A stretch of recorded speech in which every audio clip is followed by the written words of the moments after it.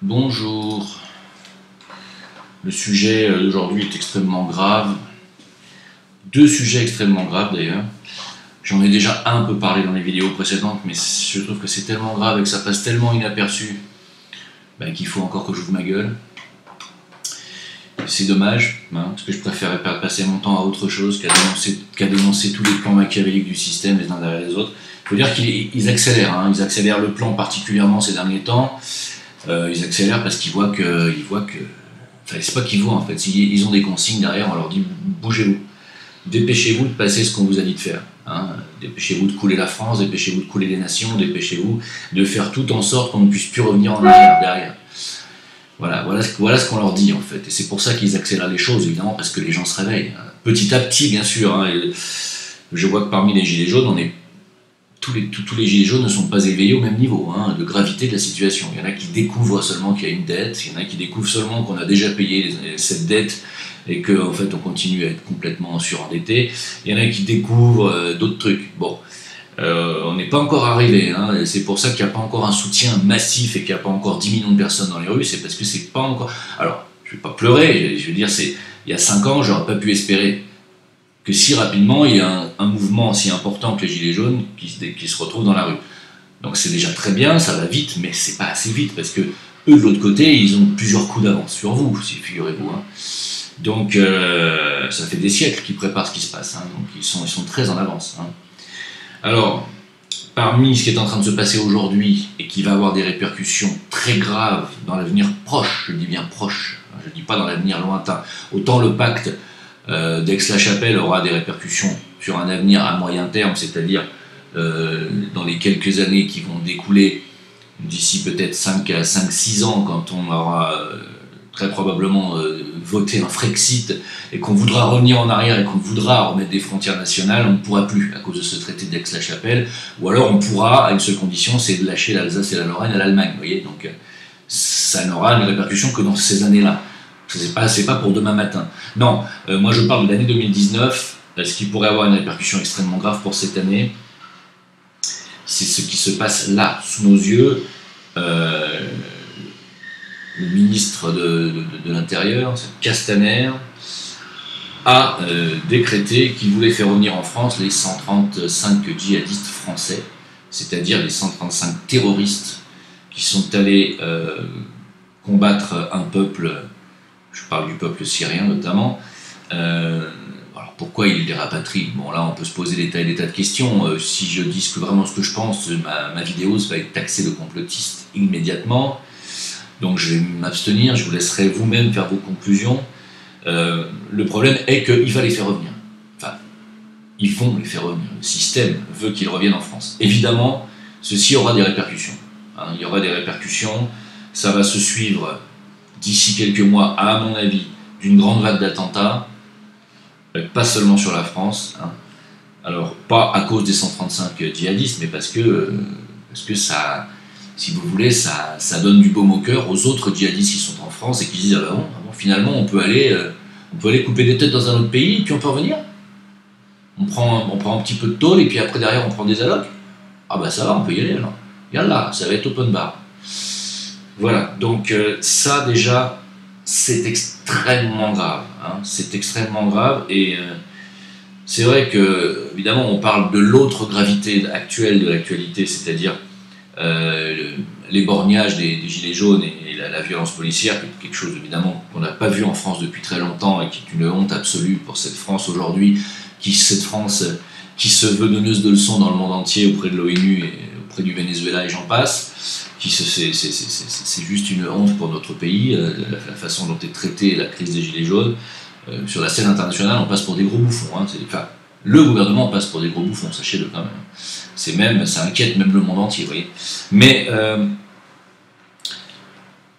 évidemment, c'est une gravité relative, même si pour les personnes qui ont perdu un œil, une main, etc., c'est extrêmement grave. Ce qui est en train de se décider là aujourd'hui sans le consentement du peuple et même sans le consentement des députés et de personne, c'est le rapatriement de 135 terroristes. Alors pourquoi est-ce qu'ils ont œuvré à la demande du gouvernement français en Syrie et que finalement on les fait revenir parce que c'était un accord initial, peut-être, allez savoir.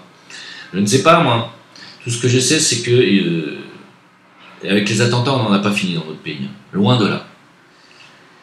Et je vous rappelle, et je ne le rappellerai jamais assez, je crains un attentat au nucléaire ou sur une de nos centrales nucléaires.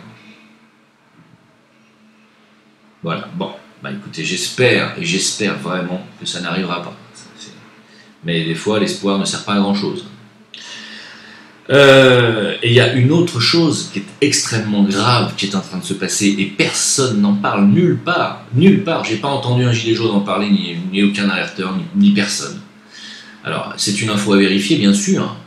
Si personne n'en a parlé, même pas Jovanovic, peut-être ce n'est pas une véritable info. En tout cas, je vous demande, pour ceux qui s'intéressent au sujet, d'aller vérifier et de me confirmer ou pas si ce que je vais vous dire là est une information réelle. Si c'est vrai, il faut absolument que le monde le sache. Ils sont en train de mettre sur le... Je l'ai dit déjà dans 2 ou 3 vidéos précédentes. Ils sont en train de mettre sur le marché notre or national, la totalité de notre or national. Il faut que vous compreniez ce que ça veut dire. Ça veut dire qu'en cas de faillite bancaire et en cas de faillite de la France, sachez qu'on est à 100%, donc nous sommes en faillite techniquement, comme la Grèce l'a été, et aujourd'hui elle est encore plus en faillite, la Grèce aujourd'hui, elle est encore plus endettée qu'il y a 5 ans.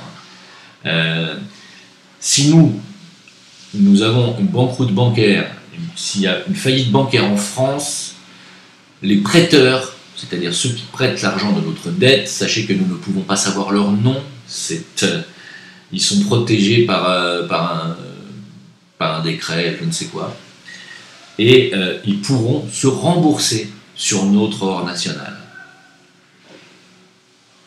Vous vous rendez compte de ce que ça veut dire? Ça veut dire qu'ils pourront prendre la totalité de nos 2600 tonnes d'or, comme ça, comme Thanos, vous voyez, on n'a qu'à faire ça, et c'est fini. C'est-à-dire qu'à partir du moment où la France n'a plus d'or, elle ne pourra plus jamais, à aucun moment, même en cas de Frexit, en cas de tout ce que vous voulez, récupérer sa souveraineté nationale. Elle sera toujours sa souveraineté monétaire nationale. On ne pourra plus battre monnaie sur la valeur or de notre or national et de notre trésor public. Plus jamais. Ça veut dire quoi? Ça veut dire qu'ils sont en train de tout faire pour qu'il n'y ait plus de possibilité de retour en arrière et de retour à la souveraineté nationale et monétaire de la France. Donc ça veut dire que la France restera à jamais à la merci des marchés financiers et des prêteurs privés. À jamais. À moins que la France se remette à reconquérir d'autres pays, à leur reprendre leurs tonnes d'or, à recréer un stock d'or national de plusieurs milliers de tonnes, et à ce moment-là, la France pourrait redevenir une puissance financière grâce à son trésor. Mais ça ne sera plus le cas. Le jour où on va nous saisir nos 2600 tonnes d'or qui s'apprêtent à mettre sur les marchés financiers, et qu'il y a faillite bancaire en France, la France est, écoutez bien ce que je vous dis, terminée. Alors, il faut vérifier. Alors vous allez me dire, mais t'es encore anxiogène. C'est ce que je sens. D'accord? Donc, je ne me suis pas beaucoup bourré jusqu'à présent. Je vous ai dit qu'on était dans un nouvel ordre mondial, que ça allait appliquer une dictature, etc. Souvenez-vous de toutes mes vidéos en arrière. Je vous conseille d'aller les regarder pour ceux qui ne me connaissent pas encore. Ça fait longtemps que je dis tout ce qui se passe et qui est en train de se passer sous nos yeux. Ça fait longtemps que je dis qu'ils veulent détruire les nations pour faire une supranation européenne, un États-Unis numéro 2 en fait, qui est dirigé par les banques et surtout par les banques tenues par les familles, les Rothschild et j'en passe, pas que les Rothschild, mais en ce qui concerne la France, c'est surtout les Rothschild et l'Angleterre aussi. Et donc, je vous l'ai dit, des centaines de fois, tout ce qui est en train de se passer là sous nos yeux est une destruction volontaire du pays. Vous avez voté, oui, vous, les gens qui avez voté Macron, vous avez voté pour quelqu'un, et on vous l'a suffisamment pourtant dit avant, qui représente les banques américaines, et particulièrement les Rothschild. On vous l'a dit. Rothschild qui est responsable de l'endettement à 100% de la France aujourd'hui. D'accord? Cette loi 73, remplacée par le décret 104 européen. Voilà. Mais c'est pareil. Cette loi d'endettement rothschildienne, je le répète 150 000 fois, je l'ai dit avant, mais cette banque Rothschild a placé ses pions et Macron est un pion Rothschild et il est là pour couler définitivement la poule aux œufs d'or qu'a été la France pendant des décennies pour les Rothschild, pour des siècles même. Hein, car c'est une poule aux œufs d'or. Hein. La France est un pays très producteur, très productif, moins que l'Allemagne, mais quand même. et qui a, grâce aux intérêts et grâce à la dette que nous avons déjà remboursée dans sa totalité, déjà remboursée, et qui continue d'être là parce qu'en fait on l'a remboursée sous forme d'intérêt, et que la dette, elle par contre, est toujours là et continue de gonfler tous les jours, parce que les intérêts aujourd'hui on ne les rembourse plus, donc ça se rajoute à la dette. Je me répète, hein. Mais donc, jusqu'à présent, il n'y avait pas de problème parce qu'on avait quand même notre garantie d'or national. On pouvait quand même compter là-dessus pour se renflouer en cas de faillite bancaire. Non seulement ils ont passé des lois pour que les banques se renflouent sur vos comptes personnels, mais en plus, si ça ne suffit pas, ils se rembourseront sur notre or national, qui normalement est intouchable et protégé. Et bien là, ils pourront se rembourser car notre or national va être mis sur les marchés financiers, c'est-à-dire à la merci des gens qui tiennent les marchés financiers, c'est-à-dire les mêmes qui tiennent les banques, c'est-à-dire les prêteurs qui nous ont prêté l'argent pour la dette, dont on ne saura jamais le nom, ils sont protégés. J'ai mis une vidéo sur VK, sur mon VK, allez la voir si vous pouvez la trouver, qui s'appelle Où passe l'argent. Parce qu'effectivement, quand un pays comme l'Espagne, il y a 10 ans en arrière, fait des prêts de 300 000, fait un emprunt de 300 milliards d'euros auprès de prêteurs privés, et que les gens achètent du coup des maisons et qu'ils ne peuvent plus rembourser les maisons, que tout fait faillite, eh bien il faut quand même savoir que les 300 milliards qui ont été prêtés, ils ont été remboursés à ces prêteurs. Parce que l'État espagnol a décidé de ponctionner le peuple espagnol pour rembourser ces prêteurs. Les prêteurs ont été remboursés dans la totalité. Mais l'Espagne a quand même fait faillite et les fameux projets immobiliers que les gens ont commencé à acheter, etc., n'ont jamais été terminés. Oui, ça s'appelle un hold-up. Oui, un hold-up national, un hold-up de masse. Et ce qui est en train de pendre au pif de notre pays, grâce à Macron, c'est que non seulement on risque de se faire piller de la même manière dans très peu de temps, sachez que nous sommes juste derrière l'Italie, ça sera d'abord l'Italie puis nous, dans très peu de temps, mais surtout que nous sommes en train de faire l'erreur que n'ont pas fait les autres pays, nous mettons notre garantie financière, qui est notre stock d'or, à la merci de ces voleurs que sont les prêteurs qui ruinent les nations les unes derrière les autres. Oui. C'est bien plus grave, pardon de vous le dire, que la crise actuelle qui se passe dans les rues, même si bien sûr il faut qu'il y ait cette crise, évidemment, il faudrait qu'elle soit même plus grande et qu'il y ait beaucoup plus de monde dans les rues. Rien que pour ce que je viens de vous dire, c'est un truc de dingue. On arrive dans une situation qui est plus que critique. C'est une fois que cet or-là sera mis sur les marchés, je vous assure que c'est terminé. La France ne redeviendra plus jamais un pays souverain monétaire. Il sera ruiné, elle sera démantelée.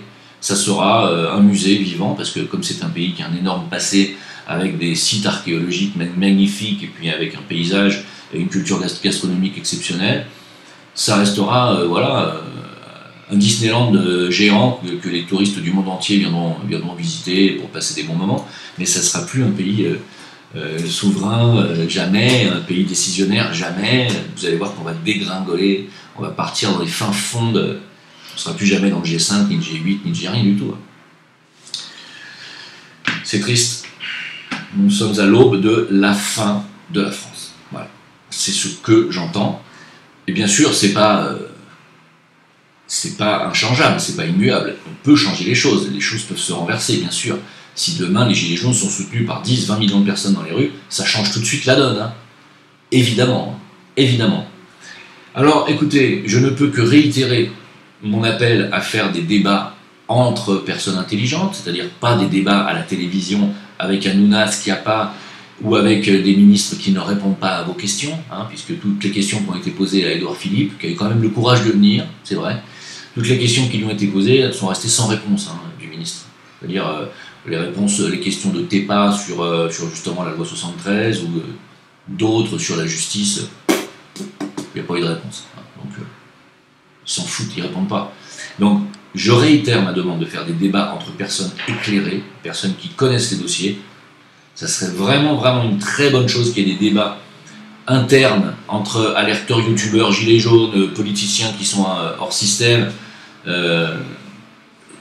Essayer de relayer cette chose, et que j'en fasse partie ou non, importe peu en réalité. Moi, je suis personne, mais faites des débats entre personnes intelligentes. Essayons de chercher une solution à tout ça. Comment leur éviter de gouverner en réalité? Parce qu'ils sont en train de nous gouverner dans l'iceberg directement là. Hein? C'est très grave. Hein? C'est très grave. Hein? Alors, attendez-vous à des vagues d'attentats dans l'année. Hein? Voilà. Donc, dans les petites nouvelles qui circulent, alors ça aussi, ça reste à vérifier. En 2016, il y a un journal américain qui nous affirmait que, en fait, les membres du groupe Bilderberg et d'autres se font changer le sang régulièrement par une start-up américaine qui récolte du sang d'enfants ou de jeunes adolescents qui vendent le litre à 8 000 $. Voilà. Donc ces gens-là se feraient transfuser régulièrement par du sang de jeunes, très probablement de jeunes enfants, même très probablement de jeunes enfants vierges, ça ne m'étonnerait pas. Enfin, on nous dit que les donneurs de sang sont entre 16 et 25 ans, donc c'est pas des enfants, mais que ça va jusqu'à 12 000 $ le litre. Voilà, c'est juste une info, comme ça j'avais envie de vous donner, je sais pas pourquoi. Une autre info, ah oui, c'était quand même assez marrant, c'est l'or français qu'on vous vend en lingots. Vous savez qu'on peut vous vendre un petit lingotin, il y a plusieurs formes de lingots, lingotin, etc. Il y a 500 grammes, et puis il y a le 500 grammes, le lingot de 500 grammes, et puis il y a le lingot d'1 kilo en fait qui n'existe pas, parce que c'est 999,9 grammes. Pourquoi? Allez savoir. Et quand vous le mettez à l'envers, bah ça donne ça. Voilà, ça aussi je voulais vous le montrer parce que ça m'a fait un peu tiquer. Et puis une dernière info, parce que c'est une vidéo assez courte, je pense que j'ai assez dit de choses graves et je pense que j'ai pas envie que les gens s'éparpillent trop sur cette vidéo. Juste une dernière chose, le champion de course sur 800 mètres, Pierre-Ambroise Boss, je sais pas si vous vous rappelez de lui, voilà, c'est une petite vidéo, il avait couru, c'était je sais plus en quelle année, et puis une fois qu'il a gagné, il avait fait ce geste que je ne comprends pas personnellement, je ne sais pas ce que c'est que ce geste. Apparemment c'est un geste qui ne plaît pas à la LDJ qui est la Ligue de défense juive. D'accord, c'est une organisation, la LDJ, qui est interdite en Israël parce qu'elle est classée terroriste, et elle est interdite aux États-Unis pour les mêmes raisons. Hein. Par contre, en France, ils ont un Facebook sans fermeture, sans rien. Ils ont des locaux voilà, de la mairie de Paris à disposition pour s'entraîner au Krav Maga, hein, c'est-à-dire un sport qui vous casse la gueule avec grand plaisir. Et donc, ils se réjouissent, si vous voulez, de la défiguration, si on peut dire, de Pierre-Ambroise Boss. Voilà ce qu'ils ont dit sur leur propre Facebook. Rafraîchissement de mémoire, ta fière quenelle, en direct lors de sa victoire. Quenellien un jour, tu payeras un autre jour. Signé LDJ. C'est tout, j'avais envie de vous le dire, parce que la LDJ sont sur Facebook et ça va. Kulshi Becher. Hein? Kulshi Mzian. Hamdullah. Tout va bien. Ah oui, j'oubliais de vous dire, puisqu'on parle souvent de... Je vous ai dit la dernière fois qu'il ne faut pas vous imaginer que les gens qui sont au pouvoir sont comme vous et moi. Hein. Ils ne sont absolument pas comme vous et moi. Hein. Ils n'ont pas la même conscience. Ils n'ont pas non plus la même connaissance des rouages politiques du monde, c'est certes. Mais ils ne sont pas comme vous et moi. Ce sont des gens qui sont pervertis dans leur... Je ne vais pas dire dans l'âme parce que c'est pas juste, mais qui sont pervertis clairement dans leur mental, dans leur émotionnel, et ce ne sont pas des gens qui sont comme le commun des mortels. Ils ont un autre idéal de vie, ils sont sur une autre réalité. Hein. Je vous ai donné l'exemple de la perversion sexuelle de DSK et d'autres. Il n'y a pas que ça. Il y a aussi une perversion de pensée, une espèce de... quelque chose de malsain qui rôde chez ces gens, parce qu'ils ont prêté allégeance à des forces qui ne sont pas quelque chose que vous pouvez comprendre pour la majorité d'entre vous. Hein. J'en veux pour preuve encore cette déclaration de celui qui tient la France depuis 40 ans au moins, lui et son réseau. Hein. Transformer la nature, c'est bien. La nature n'est pas bonne en soi, a-t-il dit. Plus encore, la nature est l'ennemi de l'homme. Signé Jacques Attali le 26 juin 2010. Comprenez bien à qui on a affaire. Tout va bien dans ce monde.